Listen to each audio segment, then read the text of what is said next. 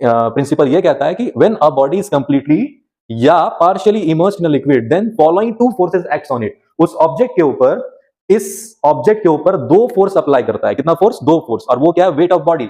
जो इसका अपना खुद का वेट है, जो इसका अपना खुद का वेट है वो एक्ट करेगा। और दूसरा फोर्स बॉइंड फोर्स जिसको कहते हैं, जो लिक्विड इसके ग्लास के अंदर या वेसल के अंदर जो लिक्विड प्रेजेंट है वो भी एक फोर्स लगाता है इस ऑब्जेक्ट के ऊपर। ठीक है, जिसको हम लोग यहाँ पे एफबी या फिर उसको बॉइंड फोर्स कहते हैं। ठीक है, ठीक है। तो एक्टिंग वर्टिकली अपवर्ड। देखो वेट कहां लगता है? किसी भी ऑब्जेक्ट का वेट वर्टिकली डाउनवर्ड लगता है, लेकिन अब लिक्विड जो है बॉइंड फोर्स कहां लगाता है? वर्टिकली अपवर्ड में लगता है। ठीक है, तो बाय डायग्राम हम लोग इस चीज को समझने का कोशिश करें। तो यहां लिखा हुआ when density of body is greater than density of liquid the body sinks.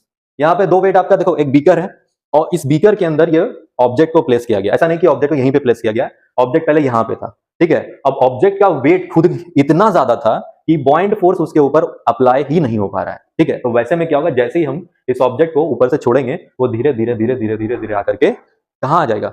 जो बॉटम ऑफ द वेसल है वहां पे आके लाई कर जाएगा। यहाँ पे आपका ये जो वेट है वो बहुत ज्यादा है। किससे ज्यादा है? बॉइंड फोर्स से ज्यादा है। तो ऐसे में क्या हो रहा है? वेट जब ज्यादा है तो बॉडी सिंक करे। दूसरा केस में क्या है? When density of body is equal to the density of liquid. यहां पर क्या हो रहा है? बॉइंड फोर्स और वेट ऑफ द बॉडी दोनों सेम है।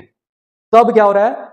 इस तरीके से वो क्या करेगा? ऑब्जेक्ट फ्लोट करेगा। किस तरीके से? कि उसका जो सरफेस है वो सरफेस ऑफ द लिक्विड के साथ कोइंसाइड करेगा, है कि नहीं?